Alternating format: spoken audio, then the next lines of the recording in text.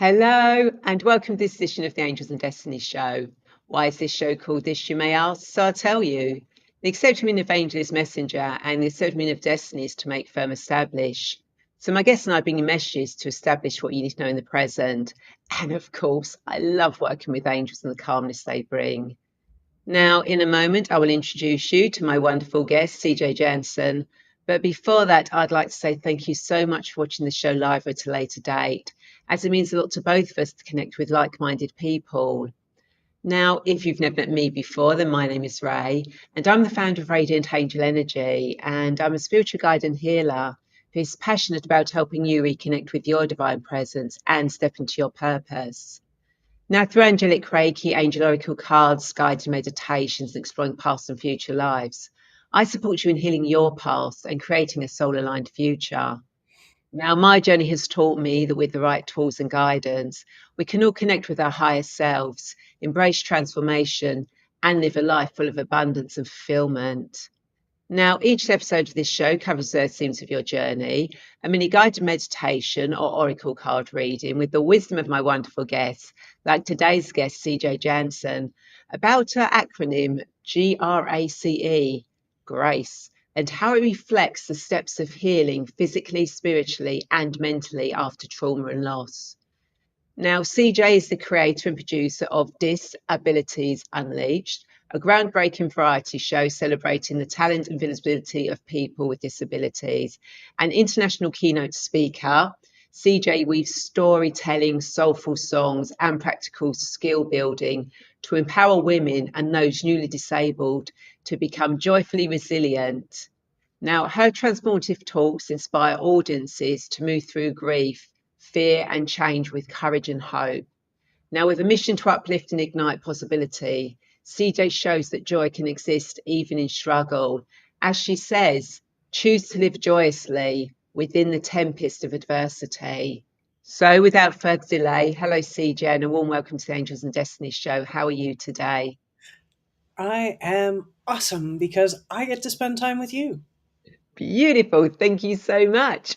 And of course, before we get into this fascinating conversation, I want to remind everyone watching that not only can you share this video, but you can also ask questions, leave comments and thoughts, whether you're watching live or the replay, as both CJ and I want to be part of this conversation. So please don't be shy.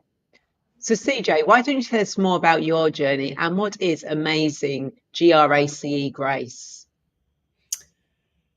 Well, my journey has been vast. There have been a lot of highs and a lot of lows in my life, probably more lows than highs, but right now I am in the right place at the right time, doing amazing little things that are not only changing my life, but the life of the people around me that listen to me and that are going through troubled times themselves.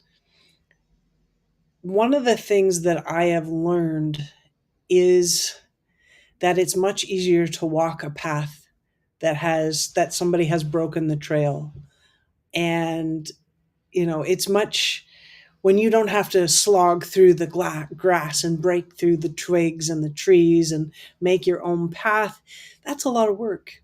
Whereas if you can find something that resonates with you, that it becomes easier to follow in someone else's footsteps, making it your own, but finding words that make sense to you. I know that for myself, little over 13 years ago, I had the most amazing life. I was a master scuba instructor. I was still a certified paramedic. I could still drive a lorry, an 18 wheeler. And I could do all sorts of things. I was scuba diving 2 to 4 times a day. I was living my best life. Then the night before my birthday, I went to bed expecting excellence. I was going to go scuba diving. I was going to have a birthday party. And when I woke up the next morning, I got the most wicked birthday gift ever. a wicked virus. And it put me in a wheelchair and has left me 80% bedbound. And don't it always seem to go that you don't know what you've got till it's gone. And in the blink of an eye, I woke up into a living nightmare. I went from scuba diving 2 to 4 times a day to being barely able to speak 2 to 4 words at a time. I had major brain fog, constant pain, and I still live with a lot of that. I was forced home to Canada from living in the tropics as a scuba instructor. I lost everything. I lost my self-worth. I lost my purpose, my passion, financial security, and all of my hopes and dreams for the future. In my mind, I became worthless, a burden on society, and I lived in the I was. I was a truck driver. I was a paramedic. I was a master scuba instructor. But I had no idea who CJ was anymore. And I not only came home with one life-threatening illness, but 2. I had been battling alcoholism since the age of 7. And it had finally, the slippery slope had been getting steeper and steeper and steeper. And my life was sliding into a very great big dumpster fire. And as you believe in angels and destiny, things happened for a reason. I needed to be forced to slow down. I needed to be forced to stop running from my own problems. And I started the healing process. Within 5 days of getting off the airplane, I made it through the doors of Alcoholics Anonymous. And because I went to Alcoholics Anonymous, I made a connection with a small group that was beside a little Mennonite church that I connected with. And I found faith again. And I created a community. And I also learned through AA, you have speakers that come up and they share their stories, their experience, strength, and hope.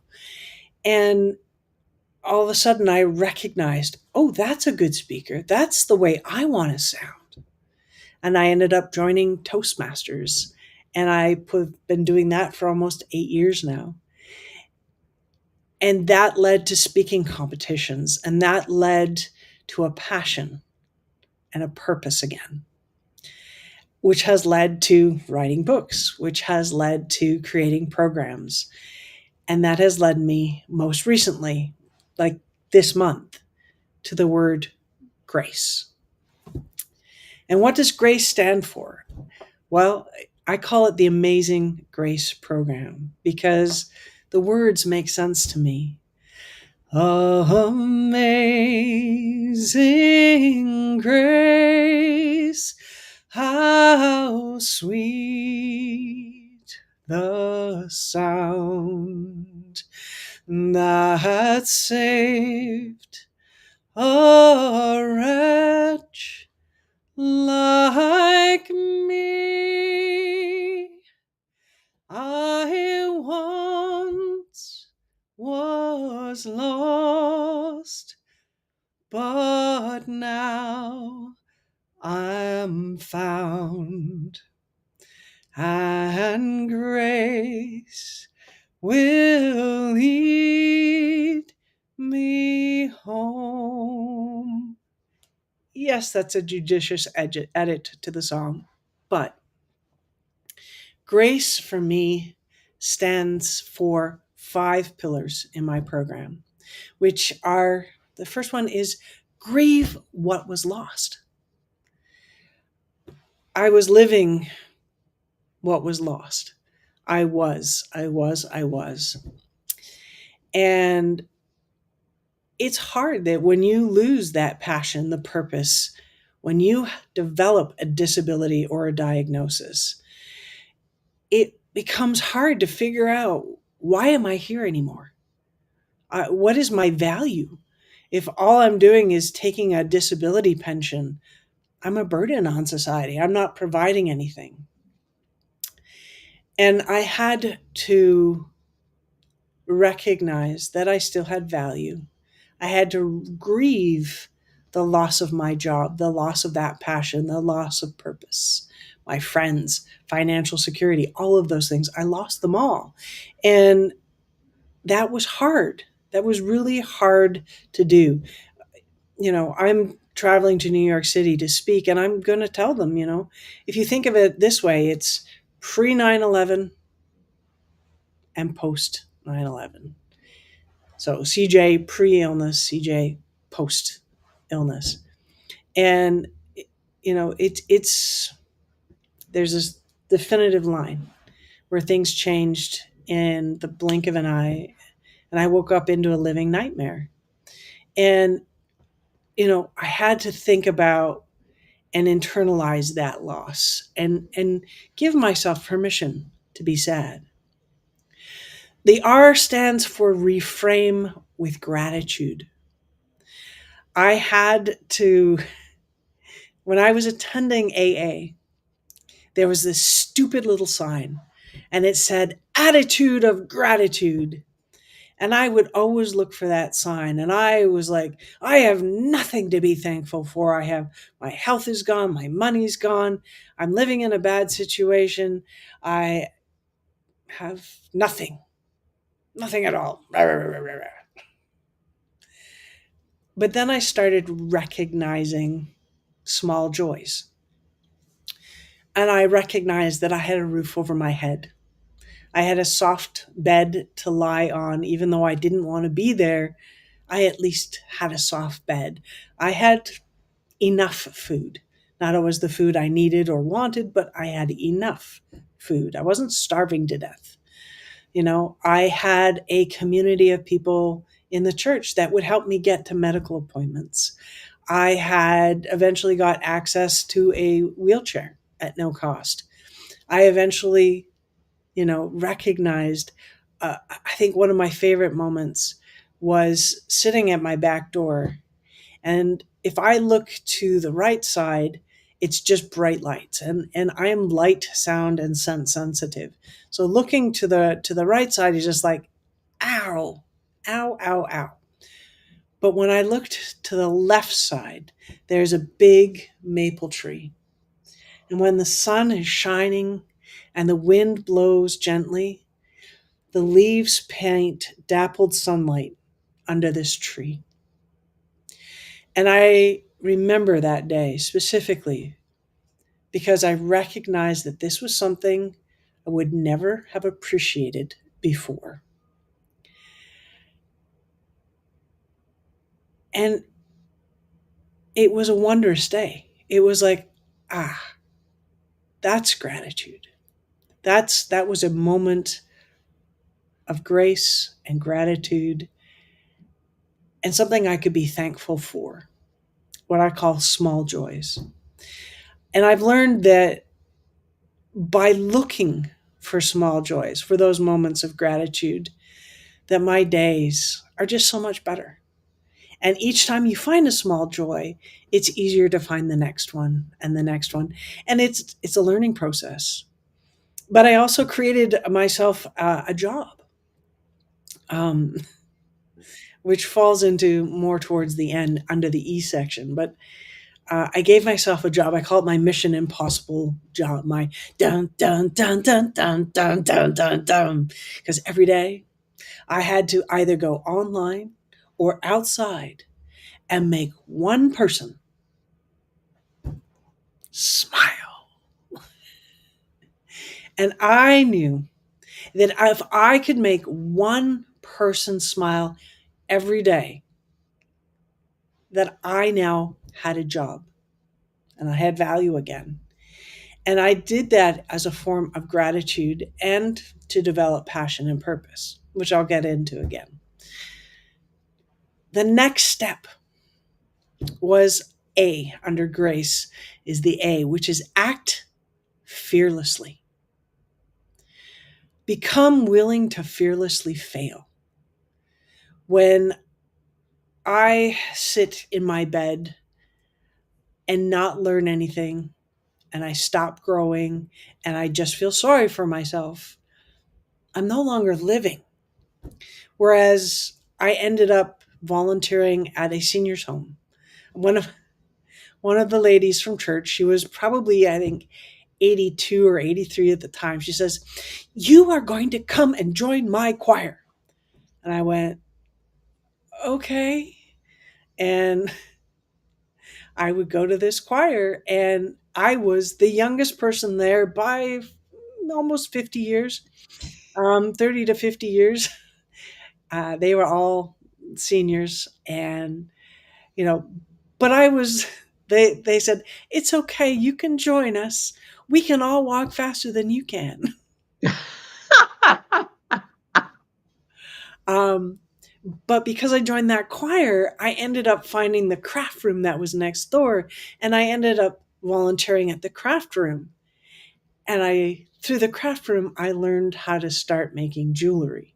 And, I started making jewelry and selling that online.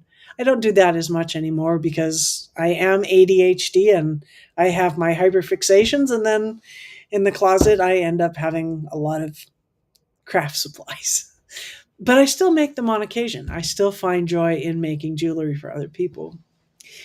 And then, by being willing to fearlessly fail, I made jewelry. I tried new things. I learned new skills. I met new people. And, people, so many of us are afraid to look bad at something. They're afraid to not be perfect. And yet, when we look back at children, when you began to learn how to walk, did you stop and just give up because you fell down once? No.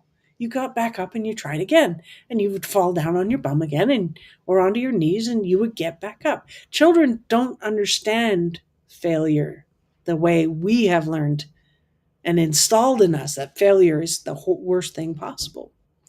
And I find it really important to understand that something that I learned years ago is now making what I'm doing today possible. The skills I've picked up, the people I've met. When the Disability Unleashed show came about, because well ahead of schedule, came about because I had performed at this place called Pinch Cabaret, and I made a connection with this gentleman. And when I found out in 2023 or 2024, sorry, that July is Disability Pride Month in Canada, as in I'm not ashamed of being disabled, I went online and I looked and I went, there isn't a single event in my region, like 100+ kilometer radius. There wasn't a single event to elevate and celebrate persons with disabilities. And I contacted this gentleman because it's like, how do you go about getting funding, and how do you find sponsors, and how do you put a show like this together? Like, what's even the budget? And he started talking to me and mentoring me a little bit. And unbeknownst to me, he on the sly contacted one of his friends, and she contacted me in September of last year and said, I have a venue, I have a budget. Would you like to run your show in December? Clang. My jaw hit the ground and my asshole puckered a little bit, and I went, yes. Was my show a success? Yes. Was it financially a success? Absolutely not. Does it matter? No. Because I made connections and I met people, and I actually put on the disability show that I had planned for July in July. Was that a financial success? Yes. Were there as many bums in seats as I'd hoped? No. Did I find some new sponsors? Yes. Did I make more connections in the community? Yes. And in fact, in May or June, I ended up being given the YWCA Women of Distinction Awards for the work that I'm doing in our community. So every time you put yourself out there, whether it's learning to play the ukulele and doing it horribly, whether it is joining a choir, whether it is working with clay, or whatever it is that you think might inspire you, go out and do it. Don't be worried about what others are going to think. Who cares? This isn't about them. It's about you finding new passion and purpose, right? It's about making connections. It's about finding community. It's about, again, that falls under the C, which is connect with community. Because when you go out and you act in a state of gratitude, when you go out and you act fearlessly, you are going to find community and those connections. When I joined AA, I didn't expect to make friends, lifelong friends, and I did. When I joined the church, I was just trying to find my way and survive and not drink. But I found soul family. By becoming involved in the ME community, the myalgic encephalomyelitis community, I have a absolute best friend in the UK and in Tennessee. They are my closest friends. Yet I've only met one of them. And it took years for us to meet. But we bonded over trying to save another girl's life who was being held against her will in a hospital by a doctor with poor ethics. But it's just one of those things that when we go out and we try these new things, these connections with community sort of fall into place. So whether that's an online community because you're too sick to get out of bed, they don't have to be in person. They can be online. You can have a very fulfilling life online. I know. And E stands for embrace new purpose and passion. When we try those new things, and it doesn't even have to be new. I mean, I recycled my teaching ability to become a speaker. When I joined AA and I saw good speakers and I saw bad speakers, and I went, ooh, I do not want to be like that person. And that's why I joined Toastmasters. It was one of those things that I knew what I saw was good, and I went out there and I tried to emulate and tried to learn how to speak like the good speaker. So I embraced that. I used my teaching ability because I'd been speaking for years, but I'd never thought of it. Like, if you have been teaching, you are a speaker. You may not recognize that, but I can say that I have over 20 years experience as a speaker. Because whether I was teaching women how to drive 18-wheelers, a class of one, or whether I was teaching 10 or 12 students, I was still teaching and speaking. So I used some of those skills that I had developed. And I just had to learn, not to navel gaze, not to make it all about me, which I've done a little bit today. But it's about experiencing and growing outside, like taking, when we first get sick, this is going back to sort of the grieving. And I have to apologize again there's a woman that developed an idea where you have a pain box. There's a pain button at the bottom of that box. And initially, after something bad happens, diagnosis, disability, whatever it is, you have a little ball that bounces around the box. And if the box is small, guess what? That button gets pushed a lot.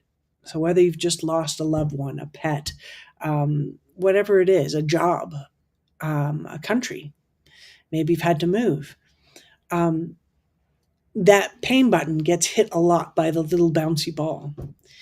Now, for her, the ball gets smaller. For me, the box gets bigger.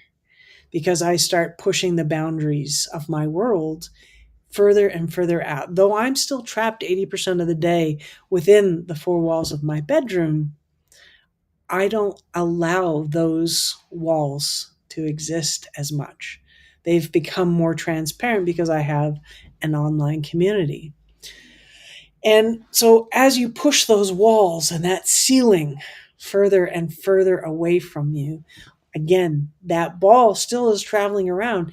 And yeah, on occasion, it's just like you get that gut punch. It's like I look at a picture of the ocean, or in my entire apartment is actually ocean themed. You may have noticed, like some of the coral stuff back here. Um, I miss diving with all my heart and soul. I do. But I don't live there and in that grief anymore, you know? And I really find that aspect super beneficial. Uh, Like the gratitude, going back to the gratitude and connecting with community, in making people smile. I took it a step further, and I actually have my grocery store heroes. And I really want somebody to help me create some stickers. I can't afford to buy some stickers right now, but I want to create, superstore or super grocery store heroes. Um, and because what I do initially when I got in a wheelchair, it was like, oh, I'm going to have to ask somebody to grab that thing from the top shelf because I can't get it unless I stand up, which is counterproductive because the wheelchair is to help reduce pain, conserve energy. I can still stand, but it hurts and it takes away life. Human time is what I call it, where I'm capable of speaking and interacting. So I started having to ask for help, and then I changed my mind to I'm getting to ask for help. And I would ask, in general, people that seemed kindly at first, and to ask them for help. And I might have to wait a little while for somebody to come by. Now I actively hunt out the grumpiest looking person, because I want them to smile, because you never know what somebody's going through. One of my favorite memories happened just a couple months ago. There was this little elderly lady who wasn't much taller than me sitting in my wheelchair, but she had arms that could go above shoulder height. And I said, "Can I borrow your tallness?" And she looked at me very strangely. Um, Perhaps. And I said, "Can you grab the cucumbers from that top shelf?" And with absolute glee on her face, she grabbed those cucumbers and she turned to me, and her daughter was nearby as well. And she says, "I have never felt so tall in my entire life." And she cackled. She full on cackled with glee. Um, and and just moments before, she was like looking around the grocery store, just having to go shopping. Um, and it turned into this full on cackle. And I live for moments like that. One of my favorite things to say to people, especially after this next story, was a lady who was in the crafting group. She was normally one of the smiley people in the room, and I said, "You're not smiling very much today, but normally your smile just lights up the room. It's the thing I love about you most." And she had this absolutely complex series of emotions across her face, and I was very worried. Like she was about to cry, she was smiling, she was sad, she was happy, very complex set of emotions. And she said, "Today is the anniversary of my husband's passing." and I was having a really hard day. And for you to say that makes all the difference, because he used to tell me that. He used to tell me that the thing he loved about me most was my smile. Mm.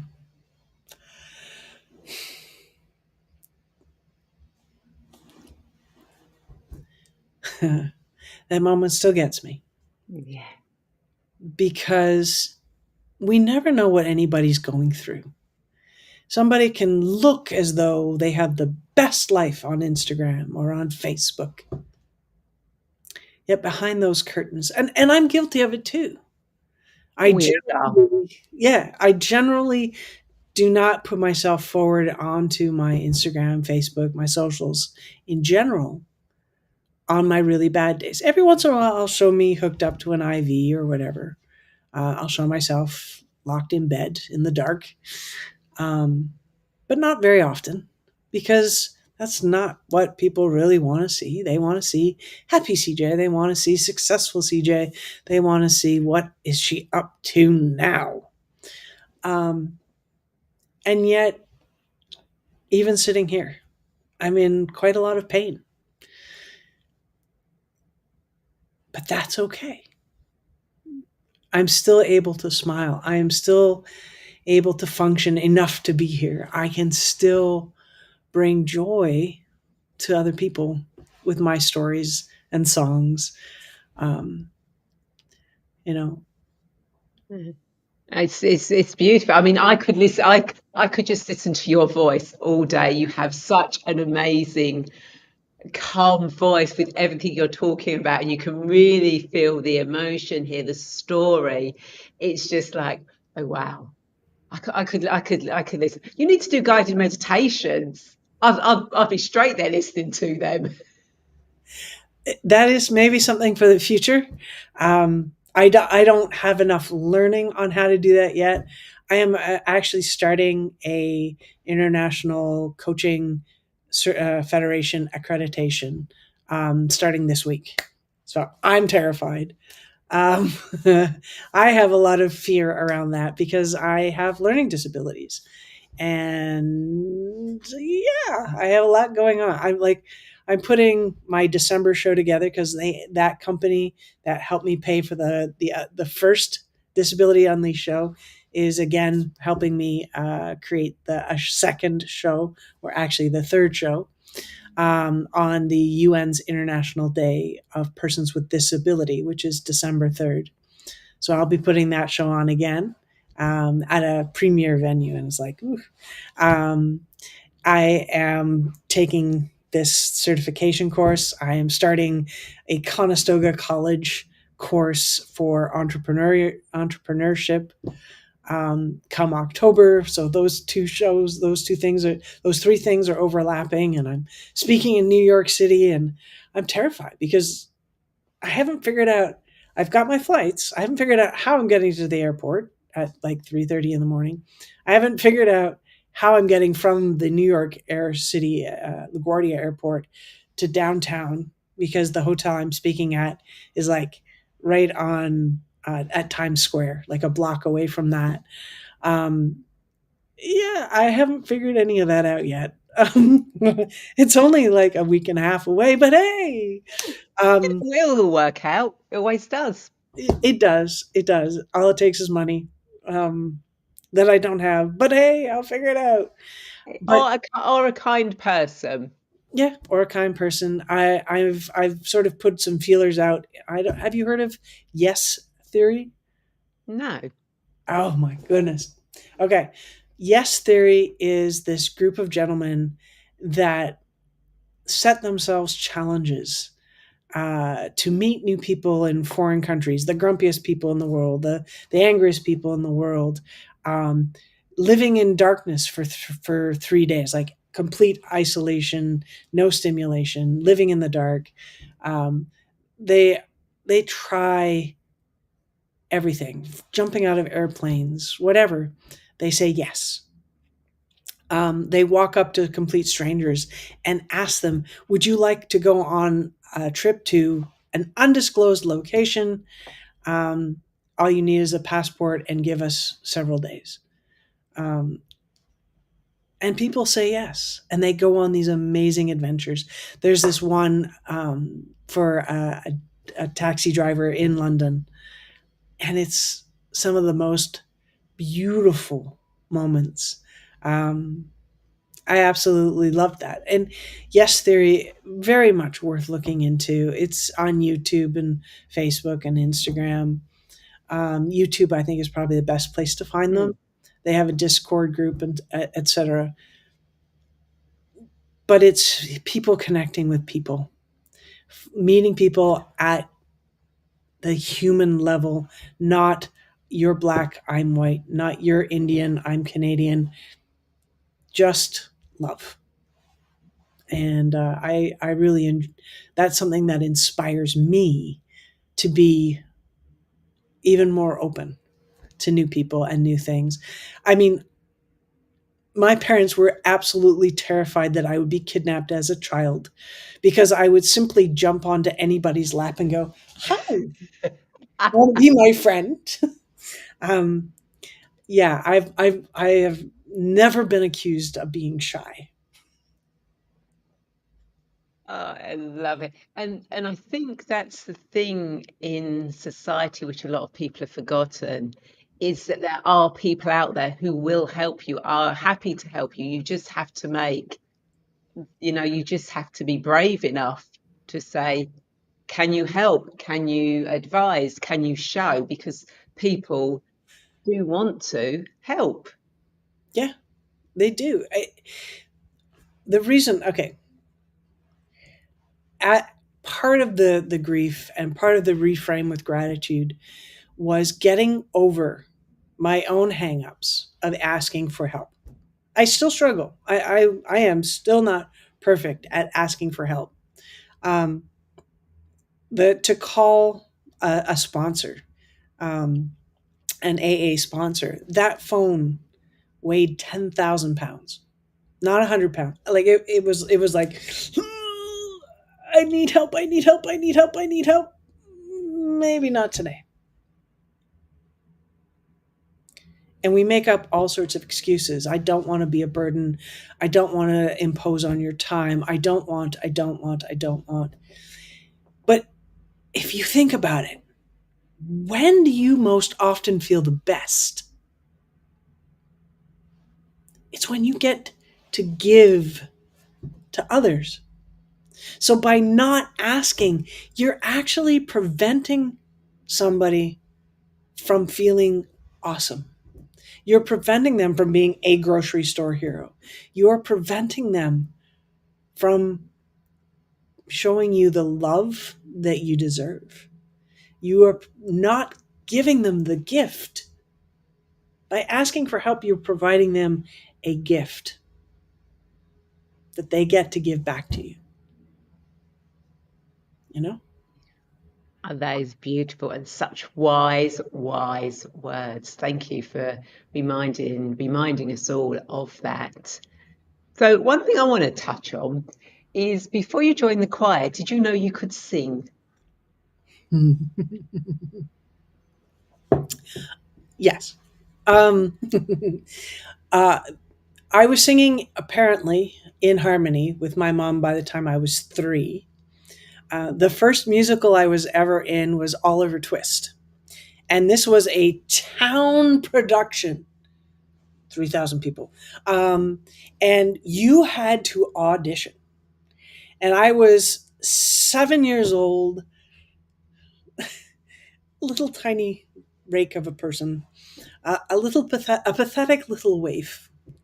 And we had to audition, and I got up on that stage and I started singing, "The sun will come out tomorrow. Bet your bottom dollar that tomorrow." Okay, thank you. Next. And I looked at that gentleman. I put my hands on my hips and I said, "I'm not done yet. When you're stuck with a day that's gray and lonely. And I went on and I finished my song. Um, and I came off the stage crying because everybody was laughing at me. And I thought I had done something wrong. And I said, Dad, why are they all laughing at me? And he said, because you'd done so well, he didn't need to hear anymore. Oh. And that was the first time I heard the word, she's very obstreperous. So, yes, I have always been destined for stage work, performance of some kind. If I ever went to the UK, I want to go on that guy's show, like the Secret Star. Oh, Michael McIntyre. Oh, that would be the best thing ever. Oh my gosh. I know that won't ever happen, but my goodness, that would be amazing. Um, I also want to go on, some of these other singing performance shows, but time, place, energy, health, etc. I'll apply off and on. I just don't always know when to apply, how to apply, all of that sort of stuff. But things will happen when they happen. I Every day I keep pushing forward. I keep learning new things. As I said, grace came to me about 2 weeks ago. Before I used to just have 3 pillars, and this allowed me to flesh it out and make it even stronger. And I'm turning it into a 6-week course. I'm in the process of doing all of that, putting all of that together, because there are people out there, especially women out there, um, that are facing menopause, facing diagnosis of cancer, facing whatever it is, major change. I call it disability and diagnosis. And we have to start over. And it is a scary place to be. And I want to help people using this GRACE program to break, having walked the path, to be able to have broken the trail a little bit, to make their next steps easier. You know, Yeah. that's my goal, is to make the path easier, so that instead of it taking 6-7 years for me to find these words, we're at 13 years now, for me to find these words, to make them into digestible, understandable, and actionable steps. I want to give them that framework, that ability to see that there's light at the end of the tunnel. I hated those words. I absolutely despised the professionals that would tell me that when I was a kid. And I wanted to say this, that this is a really important nugget. Tunnels aren't necessarily a straight line. As a kid, when somebody told me there's going to be light at the end of your tunnel, I would tell them explicitly where to go, because there was no light at the end of my tunnel. The abuse I had suffered, watching my mom die of cancer over 13 years, living in that constant state of tragedy and suffering, there was no light at the end of my tunnel. But if they had simply added the word, but there are some twists and turns you still have to navigate, there is light there. You just can't see it yet. Beautiful. Beautiful. Yeah. Yeah. No, that's brilliant. And yes, there isn't always. I was in Canada in June last year, and we did went through the Rocky Mountains. I mean, I didn't do the Rocky Mountaineer. We did the Skeena, which was absolutely amazing. I mean, why would you pay to go on some other thing when you can actually be on an actual, everyday public getting on and off that? But none of the tunnels were straight because you would be going round, and it was like you're in this tunnel, and it's like, well, there's no light, there's some light now. Yeah, exactly. Yeah. Light travels in a straight line, our lives do not. That is brilliant. Thank you so much. So anyone who's watching, and I can see we've had some viewers and we have got some people watching. Do say hello, and if you've got any questions or anything, or any insights or thoughts you want to share, please do that whilst we're here. So, as you know, actually, no. Before I go on to ask you whether you want to guide meditation or pull a card, how did you end up writing a book or being in a book? So I've been involved with two books. One is the Pillow Writers anthology. It's called, let me find the name of it. It only came out less than a week ago. So the book, oh my goodness, where is it? I have too many things. The book is called Near Life Experiences, the Pillow Writers Anthology, Issue 2. The other book, so that one is currently out and available on Amazon. The other book that I'm involved in is with Sir Marco Robinson, and it's called Start Over. Turn any loss into a sensational comeback. This is currently a 10-volume series, and we are launching book 5 this weekend. It is currently out. You can find it online already, but the official book launch will be on Saturday, the 20th. And it is about stories like mine. It is about people who have been to the darkest depths and how they've clawed their way back. None of us are, full-time professional writers, but they are deep, meaningful stories. And one of the most beautiful quotes that I've come across is a one-line poem by Sean Thomas Dougherty, and it's called Why Bother?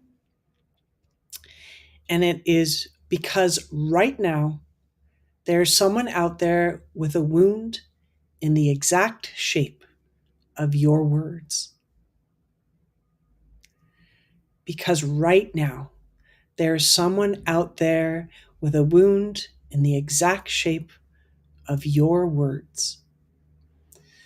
I heard that at an event, and it resonated so strongly.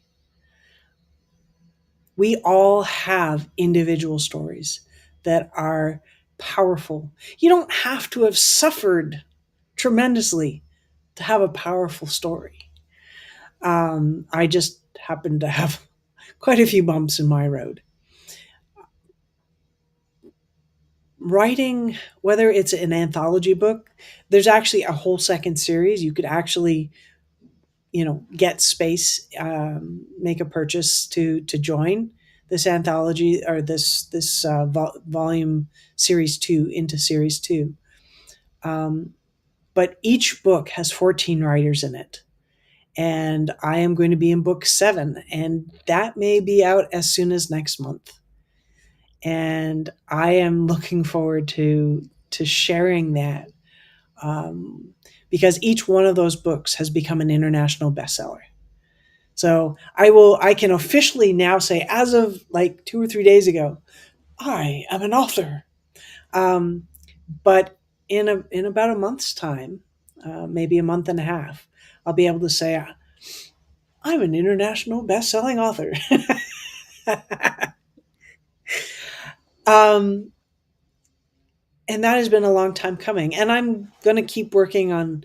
I'm going to turn the Grace program, the Amazing Grace program, into a full-on book. and it's just a matter of time and place, finding that and making that into a reality. But yeah, I don't know if I answered your question or not. No, you did. That was yeah, no, that was yeah, no, a perfect good with the books, and at some point you're going to take that program and put into a book. You know that there are so many possibilities from that. That's absolutely amazing. So, as you know, I do guided meditations and oracle card readings, and each week I like to ask my guests whether they would like me to do a mini guided meditation or pull an oracle card for themselves and everyone watching. So, CJ, what would you like me to do?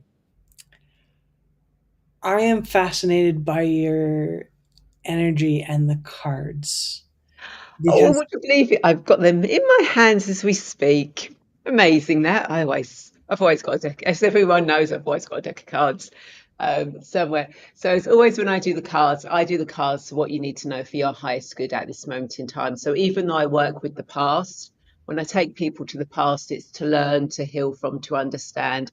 So it doesn't affect them in the present. And when I take people into the future, it's so they can see, know, understand where their future is, how to get there. So they come back to the present, so they're not worried about it. Because, like you, everything really does is in here and the present, in here and now. So, what does CJ and everyone who's watching this live or the replay need to know for their highest good at this moment in time? CJ and everyone who's watching this live or the replay need to know for their highest good at this moment in time. So let's see what card wants to come up for us today. Bogged in, go slow, take time. oh dear. You cannot make the cards up when they come through. It's like, yeah, we're just telling you what you already know. So I yeah, am so bad at slow.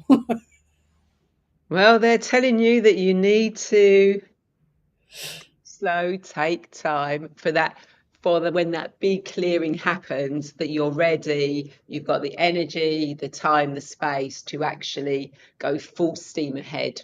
Mhm.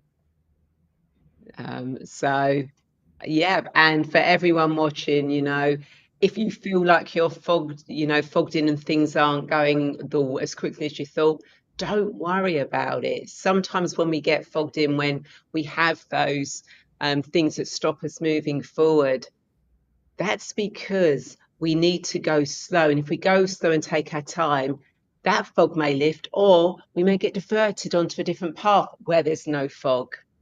Yeah. Um, so yeah, I just love that that's come out to remind you. Yeah. You can't argue with the angels. I've tried, it doesn't work. Um, so CJ, do you have any thoughts or last words of wisdom or any more nuggets you want to share with us before we wrap up? I have my own personal mantra, which you mentioned at the very beginning, and I didn't really touch on it. Mm. But my life saying that I wrote and created for myself, again, I don't know where it came from. I woke up out of a nap, and it was there. And I'm so thankful that I wrote it down, which is choose to live joyously within the tempest of adversity. I'll say that one more time because we have to choose to live joyously within the tempest of adversity that we call life. None of us gets through it unscathed. None of us don't have troubles and tribulations and bumps and bruises along the way. None of us. But we can choose to find the joy in every day, even on those really bad days where everything is going wrong. Maybe you're at the hospital because a loved one is dying. But look to your left and look to your right. Maybe there's a bouquet of flowers that isn't for you, it isn't for them, but it's still beautiful. You can take that moment of joy. When I was coping with my dad's health issues, even in that darkest of times, I ended up making a whole new best friend. I ended up having community surrounding me because I went in with an open heart and a desire and a willingness to ask for help. Um, and I chose to live joyously within the tempest of adversity. And though it was still one of the worst times of my life and full of sadness, there was also enough joy to make it from impossibly sad to we made it through it together. Beautiful. Thank you so much for sharing that. So I hope everyone you've enjoyed this conversation and found it insightful, because I know I definitely have, and I just love listening to CJ's voice, talking and singing. So if people want to connect with you, CJ, how do they do that? And do you have anything coming up at the moment? Free gifts, offers, anything you want to share with us?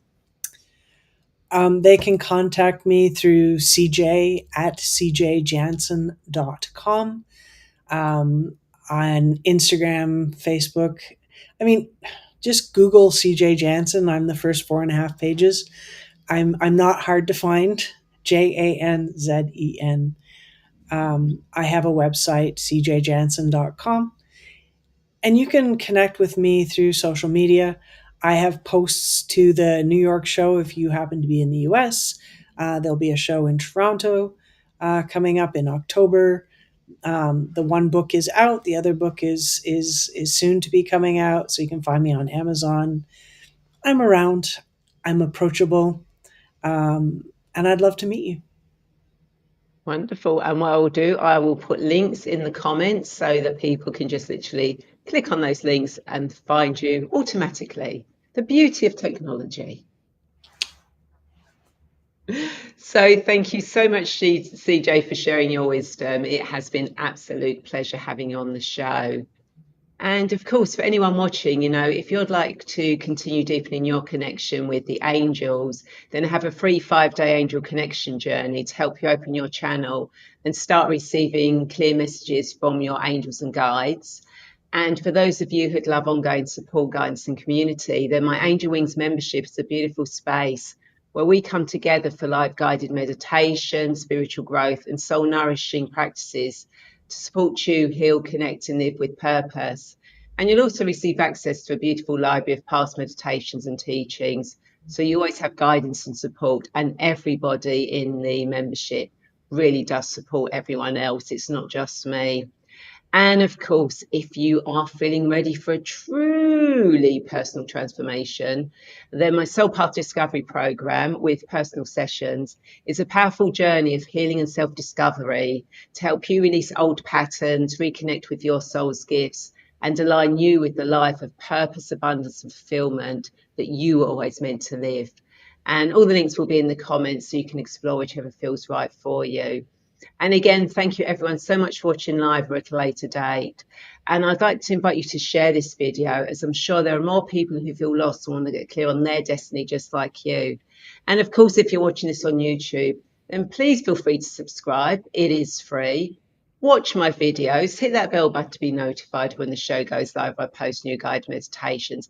And remember, every time you like, share, comment, watch any of my work, any of my guests' work, you are really supporting us getting our messages out there, of help, guidance, and people taking back their purpose. And you are part of that beautiful web when you share, comment, like, and watch.